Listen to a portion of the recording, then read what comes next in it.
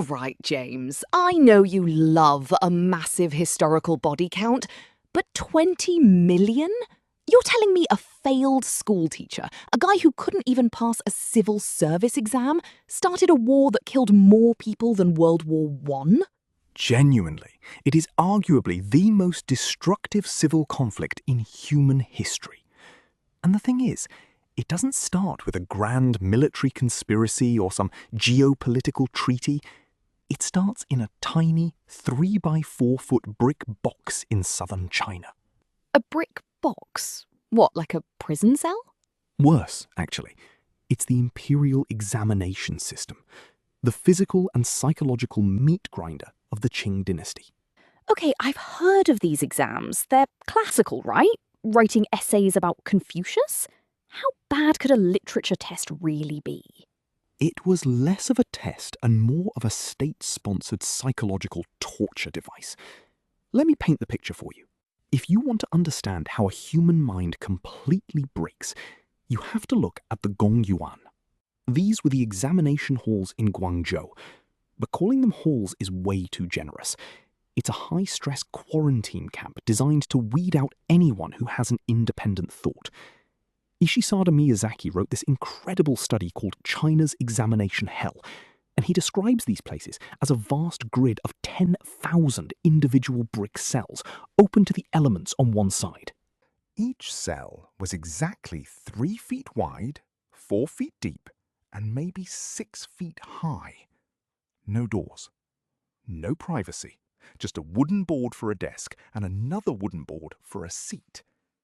And you are locked in there for 3 days and 2 nights. Literally locked. The main gates of the compound are sealed with hot wax the moment the candidates enter. If you die during the exam, and people did, from heat stroke, from heart attacks, from sheer terror, they didn't open the gates. The guards would literally wrap your corpse in a straw mat and throw it over the back wall of the compound so they didn't pollute the sacred academic space of the other candidates. You had to write flawless, 8-legged classical essays using ancient calligraphy, sleep curled up in a ball on your wooden seat, and defecate in a bucket that sat right next to you. Imagine the southern Chinese summer. It is 95 degrees with 90% humidity. The stench of raw sewage, stale rice, and burning charcoal from 10,000 cells is so thick you can smell the complex from miles away. And the grading was brutal. A single misplaced brushstroke, one character written slightly too close to the margin of the paper, and your entire paper was thrown out. Years of work. Gone.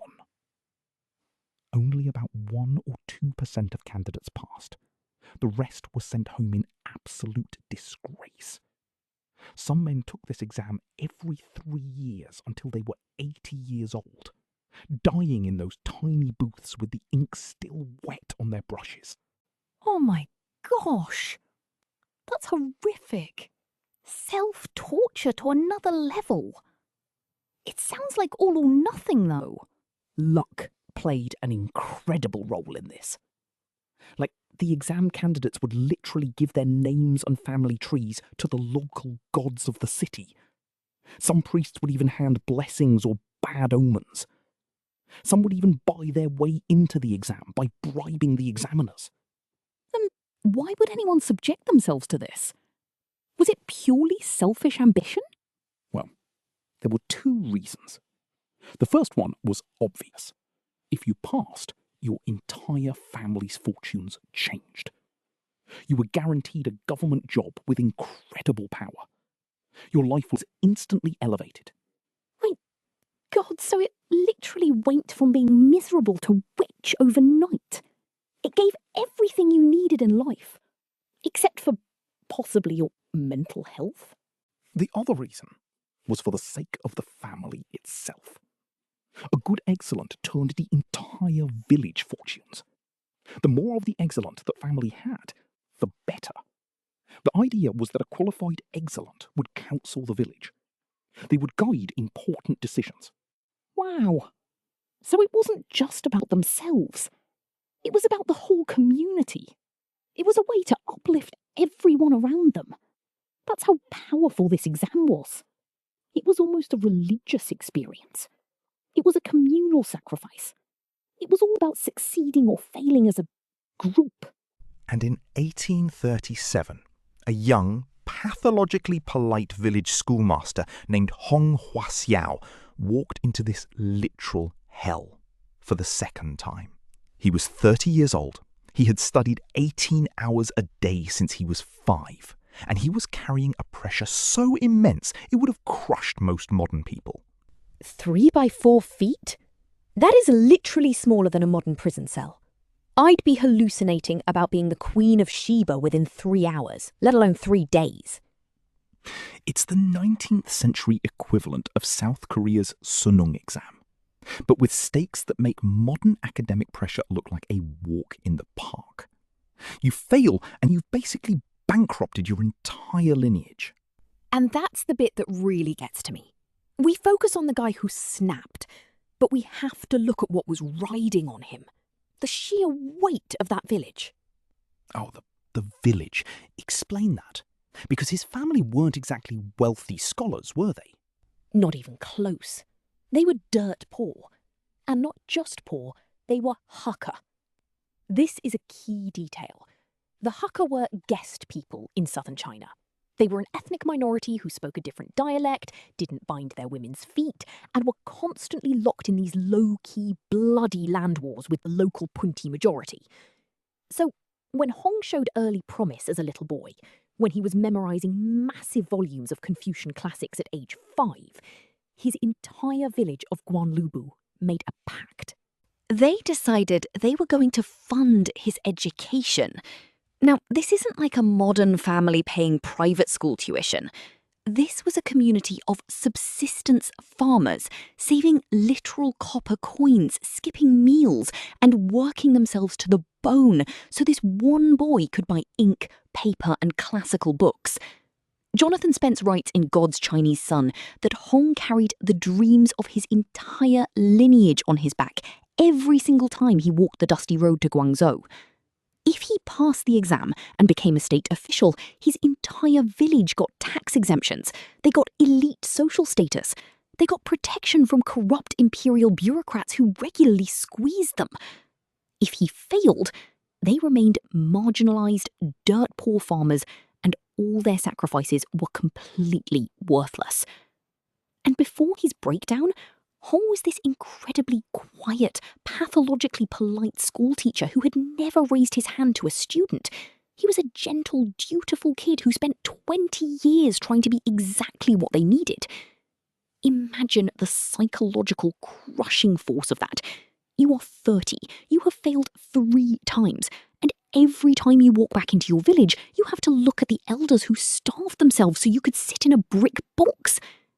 His subsequent religious conversion wasn't just some sudden crazy whim. It was the only escape hatch his brain could find to survive the sheer, lethal weight of his own shame. That's a devastating way to put it. The brain under that kind of pressure will literally rewrite reality just to keep the heart beating. It's like a psychological self-defense mechanism. If the earthly world says you're a failure, you just change the rules of the universe so you're actually the ultimate success. And the weirdest part? The catalyst for that rewrite was actually sitting on his bookshelf the entire time. A cheap, poorly printed foreign souvenir. Wait, the missionary booklet? The one he got on the street? Right? It's this beautiful, terrible piece of historical friction. This tiny spark that sits cold for years before finding the dry wood. It goes back to 1836, during his second attempt at the exams in Guangzhou. He is walking through the chaotic, crowded streets outside the examination compound, probably sweating, dizzy, and exhausted. And he's handed a book by a Chinese convert. The book is called Good Words to Admonish the Age, written by a man named Liang Fa.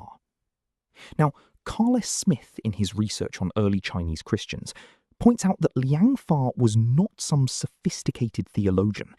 He was a former printer's apprentice who had been whipped and exiled by the Qing authorities for trying to print Christian books.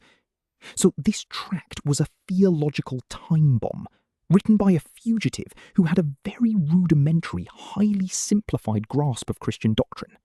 And physically, the book was a mess. It was printed using cheap wood blocks on highly porous paper. The ink bled so badly that key passages were literally illegible.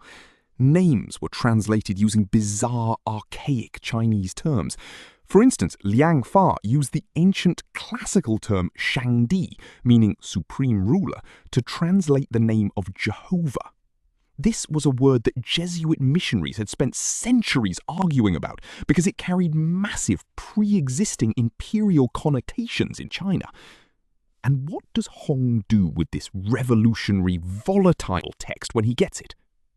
Absolutely nothing. He doesn't read it. He treats it like a pamphlet you get handed on the subway that you put in your pocket so you don't look rude. He takes it back to his village, tosses it onto a dusty shelf in his schoolroom, and forgets about it for 6 entire years. 6 years! It just sits there, gathering dust, while he continues to study the Confucian classics, desperately trying to pass the exams. It is this incredibly mundane detail, a cheap, bleeding booklet sitting behind some school books, that contains the blueprint for a 20 million death apocalypse. That is the ultimate unread book on the shelf. We've all got that copy of Infinite Jest or some thick biography we promise we'll get to. But ours don't usually start global conflagrations. Yes, he's just trying to survive the Confucian grind. Which, by the way, was so incredibly corrupt that cheating was practically its own industry. Oh, the cheating is my absolute favourite part of this. It shows just how broken the system really was. If you couldn't beat them, you wore them. If you think modern university cheating is sophisticated, 19th century China was on a whole other level. They had these things called cheating undershirts. These were silk underwear, completely covered in microscopic characters, sometimes up to 50,000 characters of Confucian classics. Imagine a candidate sitting in a freezing cell, sweating in 3 layers of silk, trying to secretly read his own thighs without the guards noticing. They had hollowed-out inkstones where they hid tiny cheat sheets, and people would actually bribe the guards to throw written answers over the high walls of the exam compound in hollowed-out bricks. There was a massive, highly specialised black market for microcalligraphy. It was a massive statewide game of cat and mouse. But here's the tragedy. Hong Hou didn't cheat. He was too honest. He was too dutiful. He actually believed in the system. He played entirely by the rules of this brutal, rigged game. And because he played by the rules, the failure cut him to the absolute bone. When he failed for the 3rd time in 1837, his mind didn't just slip, it shattered into a million pieces. He had to be carried home from Guangzhou in a litter, completely unable to walk, weeping and apologising to his parents like a dying man. He went to bed, slipped into a 40-day fever, and that's when the celestial doctors arrived. The fever dream is where the history of the world changes. It's not just a dream, it's a literal physical reconstruction of his identity. It sounds like a modern alien abduction story. It's pure body horror. It really is. And Zhen Yuwen, who wrote the definitive history of the Taiping revolutionary movement, describes it as a literal celestial surgery that washed away his mortal self. In his delirium, Hong believes he is taken up to heaven in a grand, shining carriage. He finds himself in this vast, shimmering palace, and he is met by an old man with a golden beard who is weeping. The old man tells him that the people of the earth have stopped worshipping him and are worshipping demons instead. The world is corrupt. But before Hong can fight these demons, the old man says he must be purified. So Hong is laid out on a table, and a group of celestial surgeons open his chest with a scalpel. They physically reach inside, pull out his earthly polluted organs, his heart, his liver, his lungs, and wash them in a heavenly river to cleanse them of all Confucian corruption. Then they replace them with brand new, spiritually pure, heavenly organs and sew his chest back up. He's given a golden sword and a seal to slay the demons, and he's also given a title by the old man, the Heavenly King, great king of the 10,000 nations of the earth. Meanwhile, in the physical world, Hong is screaming in his bed, thrashing around, leaping up and shouting, "Slay the demons! Slay the demons!" His family is utterly terrified. They think he's been possessed by local river spirits, so they hire exorcists and keep a constant watch on him. But when he finally wakes up, the fever is gone and he is completely changed. He's taller, his posture is rigid, and he tells his family, "I am now the Emperor of China." But here is the strangest part of the entire story. He still doesn't know who the old man in the dream was. He has this massive, world-altering vision, writes it down, and then just goes back to being a quiet schoolmaster for 6 more years. I mean, talk about an anticlimax. You get open heart surgery from God, and your immediate next step is going back to grading kids' calligraphy? It's the ultimate slow burn. He has no framework for it. He has the dream, but he doesn't have the key. Until his cousin Li Jingfang walks into the room in 1843, after Hong fails the exam for the 4th and final time, and points at that dusty booklet on the shelf. So, it's 1843. Hong has failed again. The despair is back, but this time he's done with the exams. His cousin Li Jingfang is visiting his schoolroom, probably trying to cheer him up, and he's looking around the messy study. He sees this cheap, dusty booklet, good words to admonish the age, and says, "Hey, what's this? Have you actually read this?" Hong says no, so Lee starts flipping through it and realises the language is absolutely wild. Hong takes it, starts reading, and suddenly the entire universe snaps into focus like a lens. Rudolf Wagner, in his work on the Taiping vision, explains that Hong didn't read this Christian tract as theology, he read it as a key to his own dream. Everything matched perfectly. The supreme ruler Liang Fa wrote about, Shangdi, was the old man with the golden beard in his vision. The demons he was told to slay were the Confucian tablets and the Manchu rulers of the Qing dynasty. And the elder brother who wore a black robe in his dream, the one who helped him fight demons, that was Jesus Christ. Which meant, by simple family logic, that if God was his father and Jesus was his elder brother, then Hong Xiuquan was the younger brother of Jesus Christ. He was literally the second son of God sent to save China. It's this mind-bending moment of self-deification. He takes a badly translated, cheap missionary tract and turns it into a family portrait. And from that exact second, the quiet, polite schoolmaster is gone forever. He renames himself, strips off his past failures, and starts planning a literal war against the demons. It is just wild. The fate of the entire Qing dynasty, 20 million lives, hanging on a cousin recommending a cleanup of a messy study. It really is. If Li Jingfeng hadn't noticed that book, Hong would have just been a bitter, eccentric schoolteacher who occasionally nutted about golden beards. Instead, he and Li Jingfeng go down to a local canal with nothing but a water bucket and a couple of water buffalo watching, and they baptize themselves. They become their own priests, their own church, and they swear to keep the 10 Commandments, which they basically have to guess the meaning of. DIY theology at its finest. And their first act as new Christians? Smashing the tablets of Confucius in their schoolroom. which is basically the 19th century Chinese equivalent of walking into a government office and burning the flag. They had burnt their bridges, quite literally. There was no going back to the classroom after that.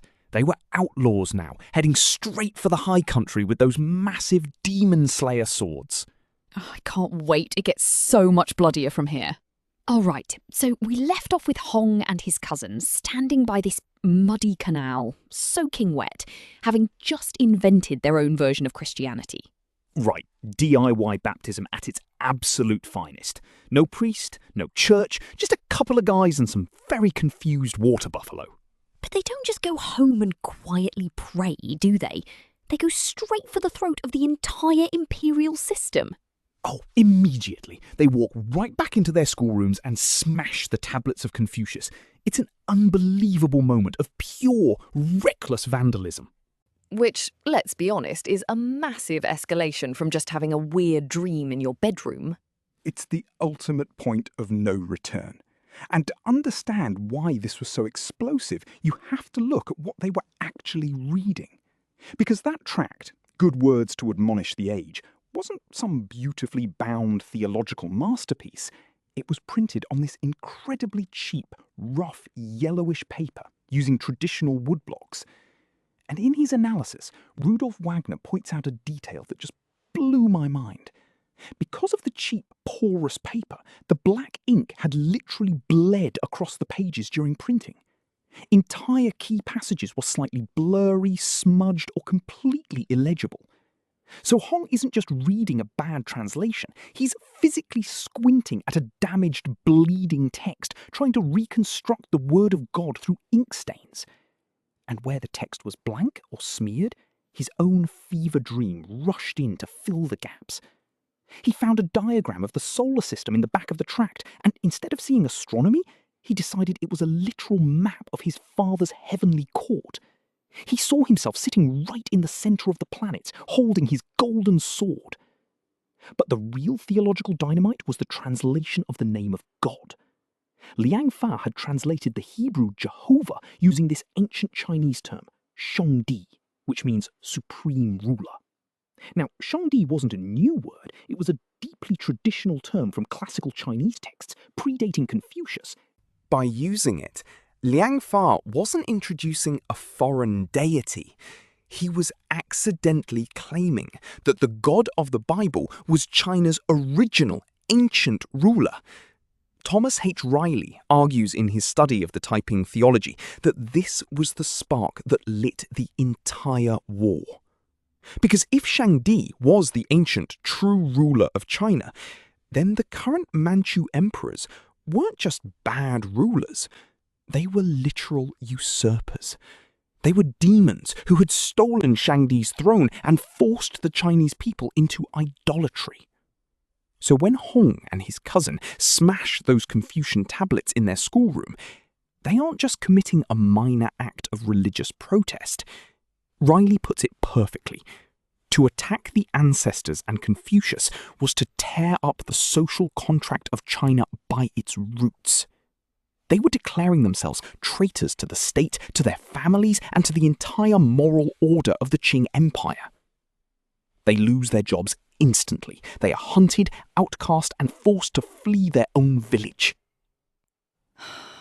So they basically went from, we have a slightly weird cousin, to we are religious terrorists in the space of a weekend.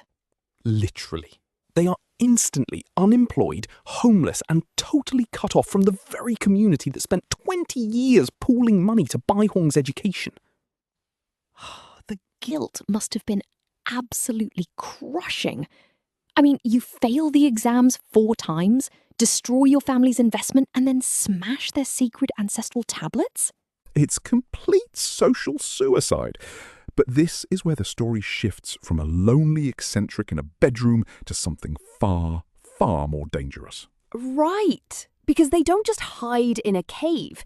They head south, into the mountains. And this is where we meet the real muscle of the early movement. Because Xiuquan is the dreamer, but he is honestly a terrible organizer. He is passive, he is prone to bouts of depression, and he mostly just wants to sit in his room writing very long, very confusing theological poetry. But his companion, Feng Yunshan, Feng is a completely different beast. In God's Chinese Son, Jonathan Spence writes that while Hong went back north to hide out and write his poems, Feng walked alone into the Thistle Mountains of Guangxi. Now, the Thistle Mountains in the 1840s are not a nice place. They are lawless, rugged, completely cut off from the local government, and absolutely crawling with bandits, pirates, and charcoal burners.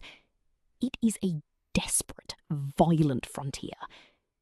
And Feng Yunshan walks into this wilderness with nothing but a copy of that smudged missionary tract and a level of sheer, raw charisma that borders on the supernatural. He doesn't pitch this as some dry, academic, theological study.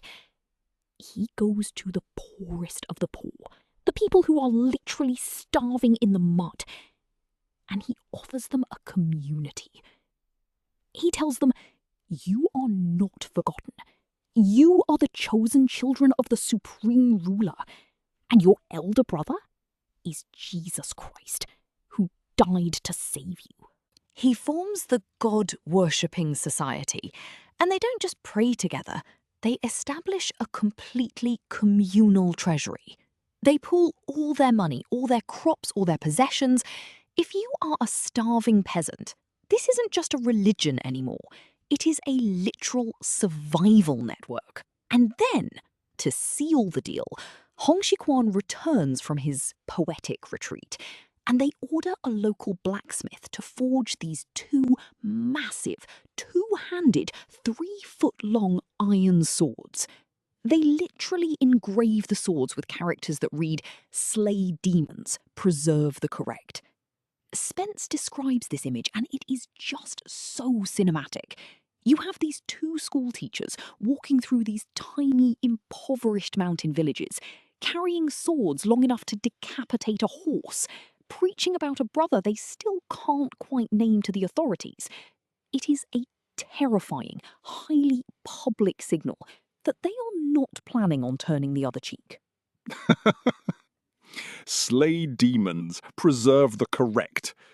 It's not exactly the Sermon on the Mount, is it? It really isn't. It's more like turn the other cheek. But if they don't, I have a massive broadsword to take their head off. It's so fascinating how Feng Yunshan is the one doing the actual work here. It's the classic revolutionary dynamic, isn't it? You have the isolated, slightly mad ideologue in the study, like Karl Marx, and then you have the brilliant practical organizer on the ground building the actual launch pad, like Lenin. It's the classic division of labour. Hong is the abstract brand, the guy whose name is on the letterhead, but Feng is the one actually clearing the land and building the office. Oh, absolutely. The people he finds are the absolute dynamite of 19th century China. The Hakka. Now, the Hakka, which literally translates to guest people, were an ethnic minority in southern China. They had migrated from the north centuries earlier, but because they arrived late, they got the worst land. They lived on the rocky, barren hillsides, while the native Punti majority controlled all the fertile valleys. And this wasn't just a quiet, polite disagreement over real estate. This was a brutal, multi-generational, low-intensity land war. Entire villages would regularly arm themselves with spears and matchlocks and go to war over a single water source or a strip of forest.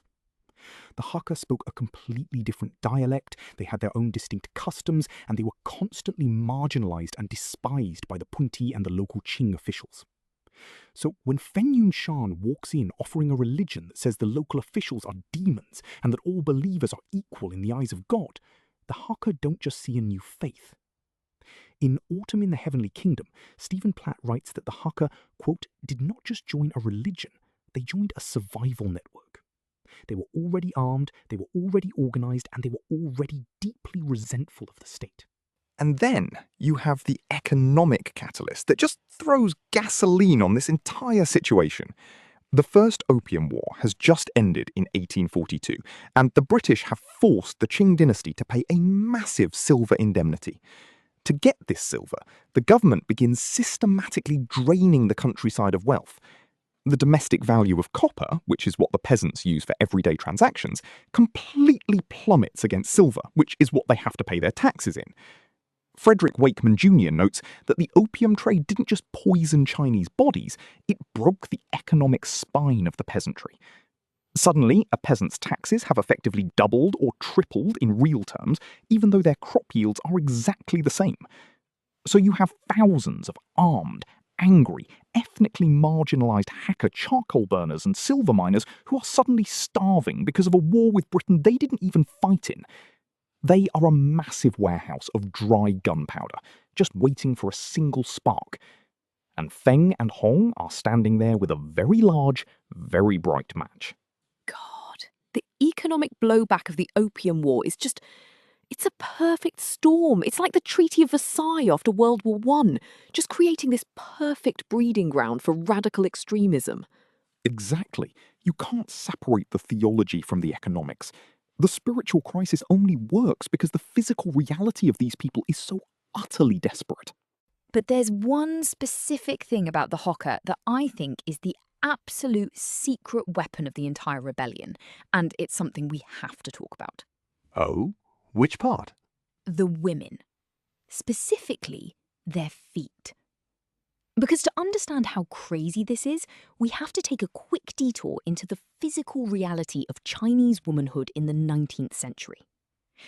For over 1,000 years, elite society in China was completely dominated by the practice of foot binding. And this wasn't just a quirky fashion trend, it was a brutal, agonizing, systematic process of physical deformation.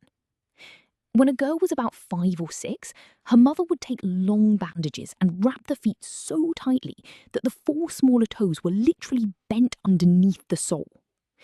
The arch of the foot was forcibly broken, pushing the heel and the toes together until the foot was deformed into this tiny curved shape called a lotus foot. Ideally, the foot was supposed to be exactly 3 inches long.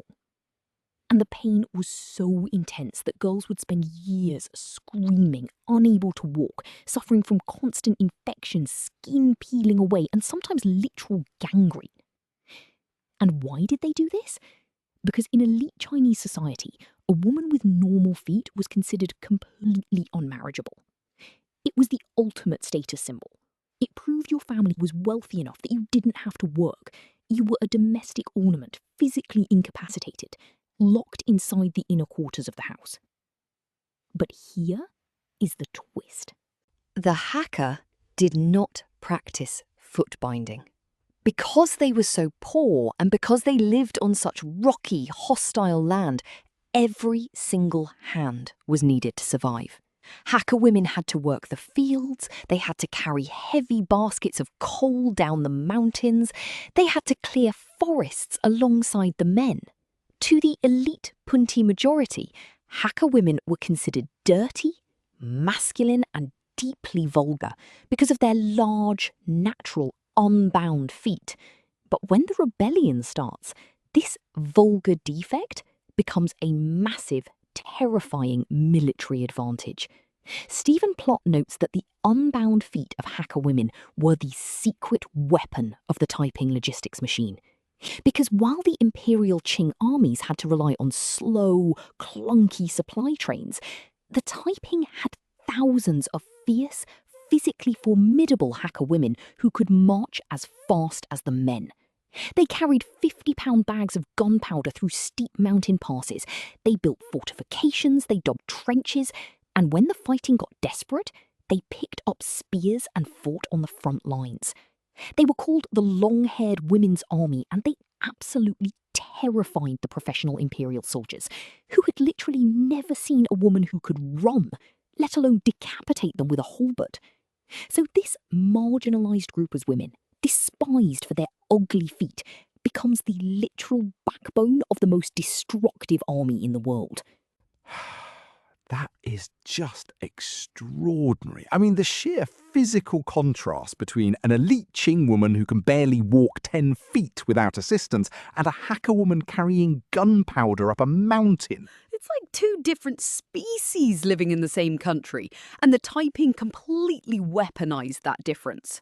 And it fits so perfectly into Hong's theology of complete social inversion, right? The last shall be first, the marginalised hacker charcoal burners and their large-footed women are now the vanguard of God's new kingdom. But then, of course, the power dynamics start to get weird, because as the movement grows to tens of thousands of people, Hong isn't even there half the time. He's still doing his poetry or studying elsewhere, and the vacuum gets filled by some very strange characters. Oh, this is my absolute favourite and most horrifying part of the early years. The charcoal burners. Yang Xiuqan and Xiuquan. So, in 1848, the local authorities finally catch on that something weird is happening in the Thistle Mountains. They arrest Feng Yunsham, the main organiser, for heresy and disturbing the peace. And the way they get him out, it's hilariously corrupt. The god worshippers don't launch a prison break. They literally just sell their wives hairpins and jewellery, raise a bunch of cash, and bribe the local guards to let him walk out the back door. As Franz Michael points out, the Qing dynasty basically sold its own survival for a bribe that wouldn't have bought a decent house in Guangzhou. But while Feng is locked up, and Hong is away in Guangzhou trying to study with that crazy Southern Baptist missionary Issachar Roberts, the community in the mountains is left completely leaderless and terrified. They are starving, they are surrounded by hostile Punti militias, and their profits are gone. And suddenly, in the middle of a massive prayer meeting, this illiterate, dirt-poor charcoal burner named Yang Shuqing falls to the ground.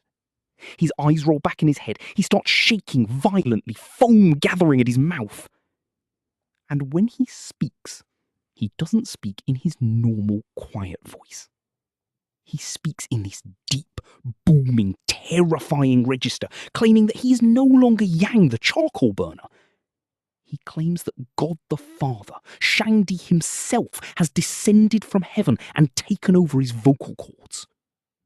And just to make things even more chaotic, a few weeks later, another charcoal burner named Xiao Chao Gui does the exact same thing. Except Xiao claims to channel the voice of Jesus Christ, the elder brother.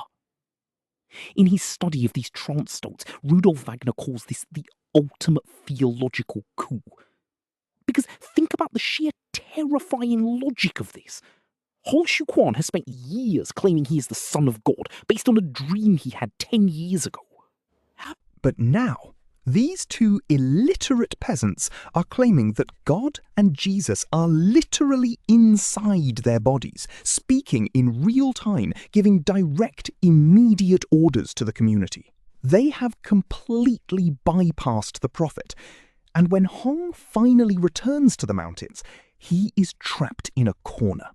If he says Yang and Zhao are faking, then he is admitting that people can fake divine revelations, which calls his own fever dream into question. So he has to accept them as genuine. He has to bow down and take orders from his own followers, because when Yang speaks, it is the voice of his literal divine father. Talk about getting high on your own supply. Hong built this beautiful, crazy, supernatural playground, and then two random guys walked in, took over the slide, and told him he wasn't allowed on it anymore. It is the most perfect example of cosmic irony. He is a god king who has to take chores from a guy who smells like burnt wood. But it gets so much darker than that. Because Yang Shuqing isn't just using this voice of God to give nice, encouraging sermonettes, is he? Oh no, he is using it for absolute, terrifying control. It is some of the most sophisticated, high-level psychological manipulation I have ever seen in any historical cult. Because when Yang falls into these trances and channels God the Father, he doesn't talk about cosmic theology. he gets incredibly, devastatingly specific. He will point at a specific convert in the crowd and say, "I, your father, know that you stole 3 copper coins from the communal treasury last Tuesday." Or, "I know that you had a lustful thought about your neighbour's wife when you were washing rice in the canal." And of course, in a tiny, highly claustrophobic mountain community where everyone knows everyone's business, Yang has just spent the last week gathering gossip. But to the terrified, superstitious peasants, it feels like absolute, terrifying omniscience. Jonathan Spence writes about how the voice of God was remarkably good at settling local grudges and demanding cash. If someone was questioning Yang's authority, God the Father would suddenly descend and order that person to be beaten with bamboo sticks for disobedience to the heavenly court.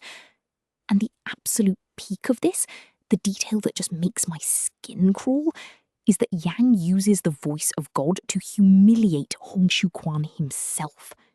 He will fall into a trance in front of the entire assembly and command Hong, the younger brother of Jesus, the heavenly king, to kneel in the mud. And God the Father will spend an hour screaming at Hong for his personal failings, his arrogance, his bad temper. At one point, Yang, as God, literally orders that Hong be publicly whipped for kicking one of his concubines. And Hong has to lie there, face down in the dirt, crying and begging his father for forgiveness, while this illiterate charcoal burner stands over him, deciding whether or not to spare him the lash. It is this total, absolute psychological capture. Yang has built a cage out of Hong's own theology, and he has locked Hong inside it so tightly that he can't even scream without permission. It's just devastating.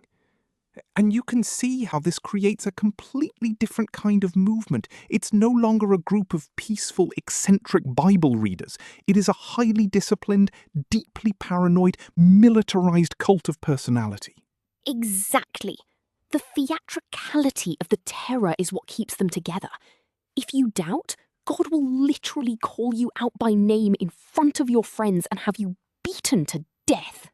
But while this madness is cooking in the mountains, the world outside is continuing to collapse. And the local Qing government, which should be putting this out, is just failing on every single level. I mean, how do you fail to arrest a couple of guys carrying giant broadswords and openly screaming that the emperor is a demon? Well, because the local military is basically a joke. And when they finally do clash, it's not a professional battle. It's a peasant brawl that accidentally swallows an empire. So the year is 1850. The god worshippers have grown to about 20,000 people, and they are completely concentrated in this tiny mountain valley. The local Qing officials finally realise that this is a massive threat, and they send a local militia unit to disperse them. But the Qing soldiers who turn up aren't the elite banner armies of Peking. They are poorly paid, completely demoralised local recruits who haven't been paid in months, carrying rusty matchlocks and spears. And the god worshippers? They don't have military training, but they have something far more dangerous. They have the absolute certainty of salvation. They've been told by God the Father that if they die in battle, they will fly straight to the heavenly kingdom to sit at the right hand of Jesus. And they have those hacker women with their unbound feet carrying gunpowder running through the mountains like mountain goats. Stephen Platt describes these early clashes, and he says it was less of a tactical military engagement and more of a peasant brawl that accidentally swallowed an empire. The god worshippers ambush the imperial troops in a narrow mountain pass. They don't use complex maneuvers, they just charge down the hillside screaming praises to Shangdi, swinging those massive 3-foot demon slayer swords.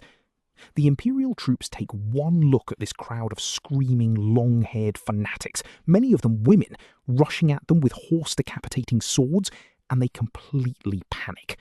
They drop their weapons and run. The god worshippers don't just win, they capture the entire imperial arsenal. They get modern guns, they get cannons, they get real gunpowder. And suddenly, this mountain cult is no longer a localized nuisance. They are a fully armed, fanatical, highly mobile army of 30,000 people. And they have just realized that the Chinese Empire is a paper tiger. They break out of the Thistle Mountains and begin their march north towards the Yangtze River. And as they march, they burn every government office, every temple, and every ancestral hall they find. They are a rolling ball of fire, gathering speed and size with every mile. It's just terrifying how fast a localized breakdown becomes a continental disaster. It's like a spark hitting a dry forest that nobody bothered to clear. That's exactly it, the dry forest of the late Qing dynasty.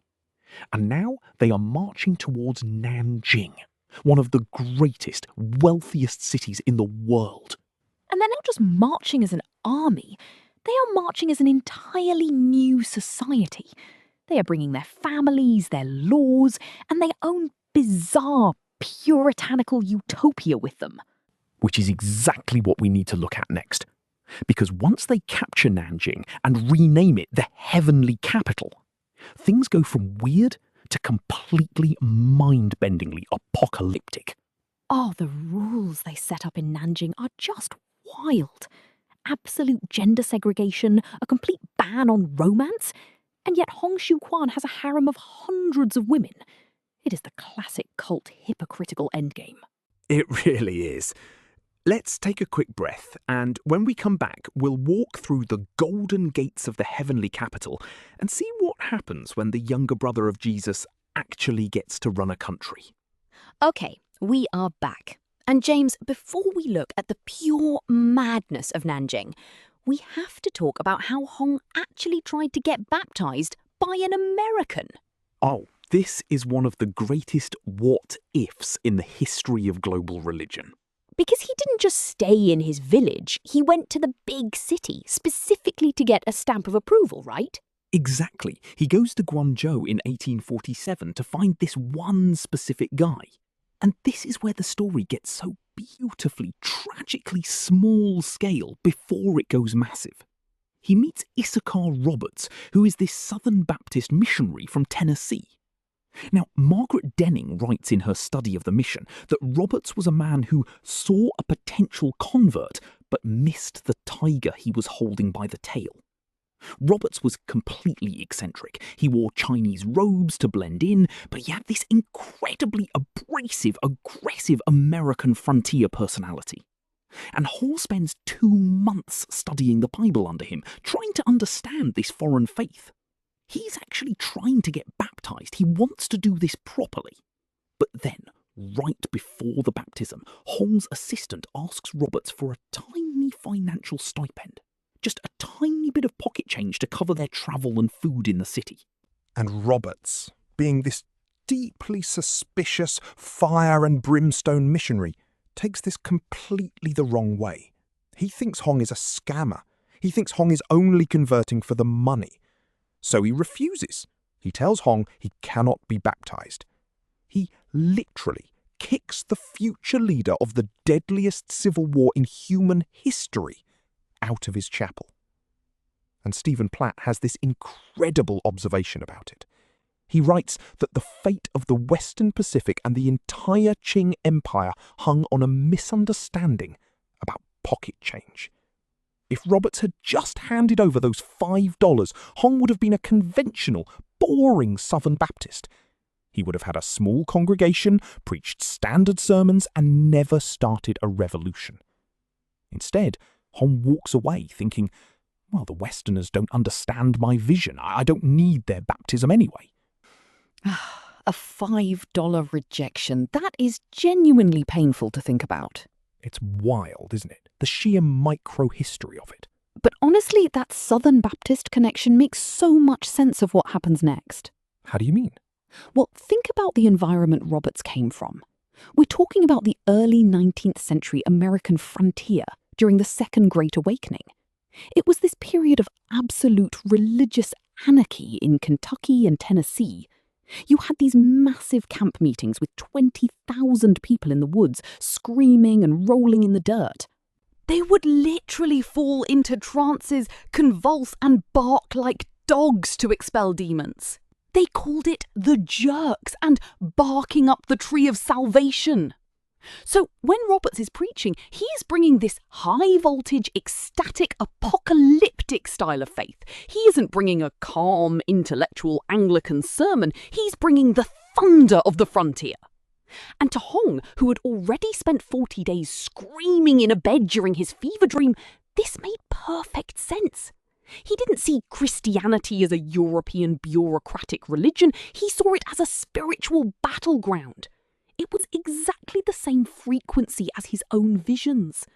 He probably looked at Roberts and thought, yes, this man also knows what it's like to fight demons with a sword.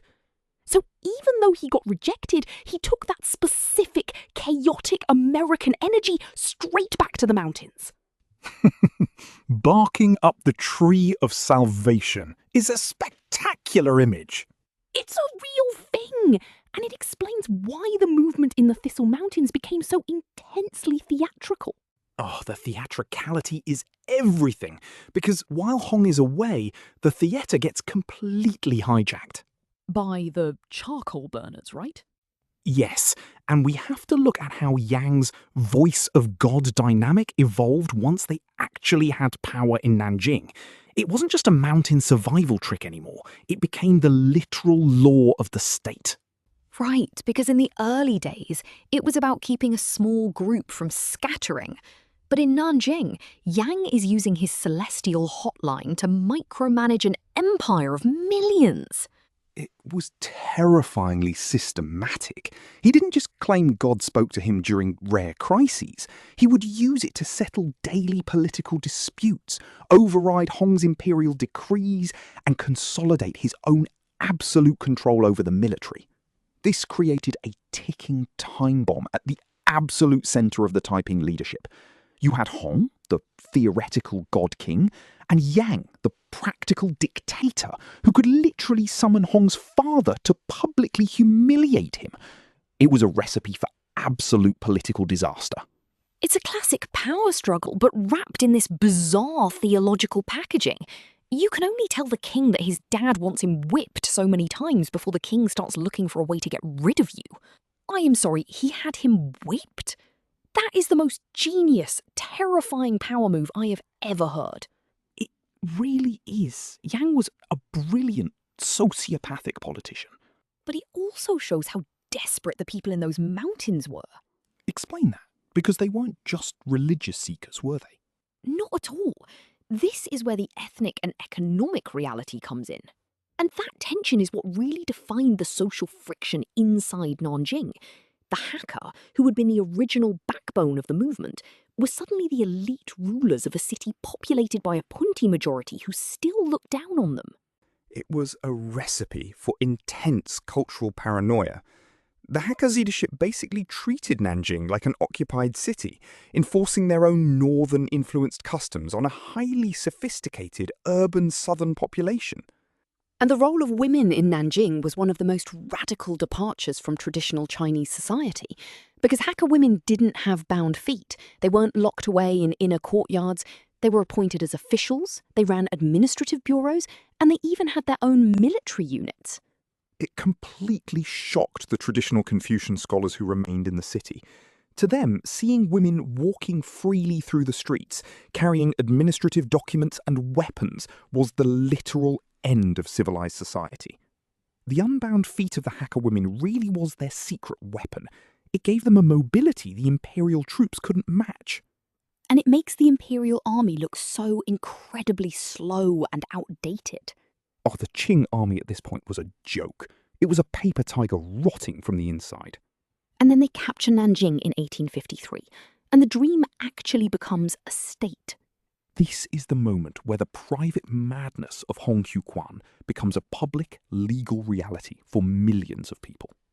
No way. The ultimate revenge of the failed student. He became the examiner. Literally. But instead of Confucius, candidates were tested on the Bible, Liang Fa's tracts, and Hong's own religious poetry. And the grading was just as bizarrely strict, but now the questions were about whether Hong was indeed the second son of God. That is the most incredible callback. He spent decades being tortured by essays about ancient sages, and now he's forcing thousands of scholars to write essays about his own dream. So there is nobody left to tell the God King that he is naked or that his country is starving. It is the classic cult trajectory, isn't it? Absolute purity for the followers, absolute luxury for the leader. It always ends up there. The hypocrisy is just staggering. But the absolute peak of this hypocrisy is when Issachar Roberts shows up again. Wait, Roberts actually went to Nanjing? Oh, he absolutely did. And this is my favourite bit of the entire story. It is 1860, and Nanjing is now the centre of this massive, bloody rebellion. Roberts, who is still in China, hears that his former student is now a king. So he thinks, aha, this is my chance to guide this young Christian empire. He travels to Nanjing, expecting to find a pious, Western-style Protestant kingdom. Instead, he walks into a city that is basically a giant militarised monastery. And he is brought to the palace to meet Hong. This is the same man Roberts had rejected over $5 of pocket change 13 years earlier. But now, Hong is sitting on a massive golden throne, wearing robes embroidered with dragons and suns. He doesn't bow to Roberts. He expects Roberts to bow to him. Because to Hong, the American president and the British Queen are just his younger brother's distant subjects. And Roberts is just horrified. He tries to correct Hong's theology, telling him he isn't actually Jesus' brother. But Hong just looks at him and basically says, "You don't understand. I have been to heaven. You only read the book." Roberts eventually flees the city in the middle of the night, terrified for his life. He writes this blistering letter saying that Hong is crazy and that the whole movement is a work of the devil. It is the ultimate awkward reunion. You only read the book. That is an incredible line.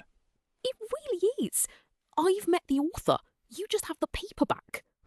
But this brings us to a really important historical debate. Which is? Was this actually a Christian movement at all? Because for a long time, Western historians dismissed it as just a crazy heresy, a complete distortion. But Thomas Riley, in his book The Sovereign God, argues something very different.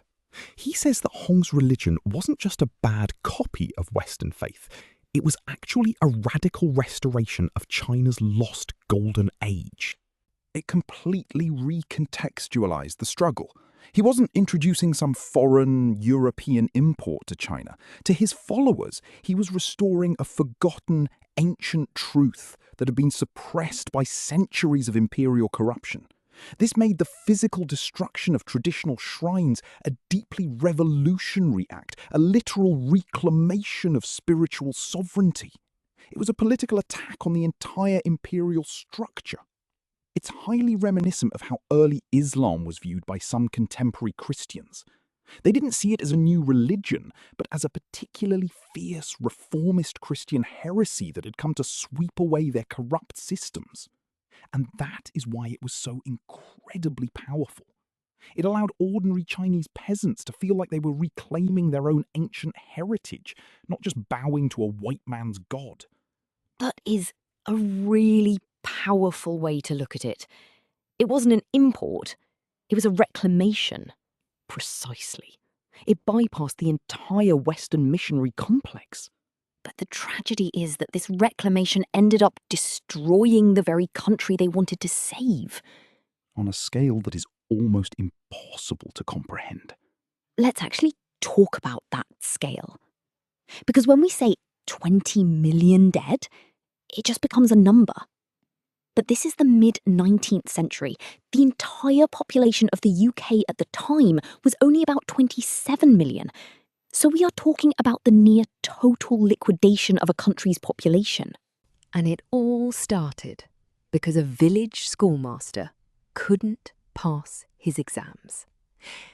Every time he walked that dusty road to Guangzhou, carrying the hopes of his entire lineage on his back, every time he sat in those tiny 3-by-4-foot brick cells, breathing in the stench of raw sewage and sweating in the humid summer heat, he was being ground down by a system that was too rigid to adapt. And when his mind finally broke, it didn't just break in private. It built a brand new reality from scratch to survive the shame. And that new reality found a cheap, poorly printed tract on a dusty shelf. The ink was bleeding, the translations were bad, but to a broken mind, it was a map of the cosmos. It's the ultimate butterfly effect in global history. A failed exam in southern China leads to a fever dream, which leads to a $5 dispute in a missionary chapel, which leads to the bloodiest civil war in human history. And when the Qing dynasty finally recaptured Nanjing in 1864, after Hong had died of illness, they didn't just execute the survivors. They dug up Hong's body, cremated it, and mixed his ashes into a cannonball. And then they fired that cannonball into the air so that he would have no resting place on Earth. They tried to blast his very memory out of existence.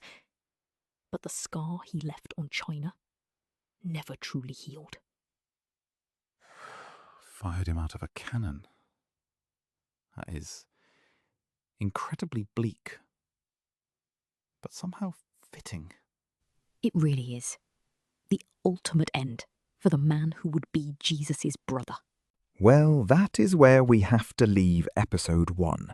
Next time, we are going to look at the actual war itself, the military campaigns, the capture of Nanjing, and how a Western mercenary named Charles Chinese Gordon ended up fighting on behalf of the Qing.